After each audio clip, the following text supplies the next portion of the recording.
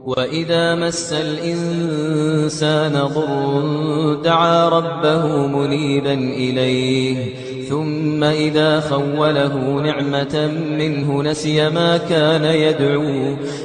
مَا كَانَ يَدْعُو إِلَيْهِ مِن قَبْلُ وَجَعَلَ لِلَّهِ أَندَادًا لِّيُضِلَّ عَن سَبِيلِهِ قُلْ تَمَتَّعْ بِكُفْرِكَ قَلِيلًا إِنَّكَ مِنْ أَصْحَابِ النَّارِ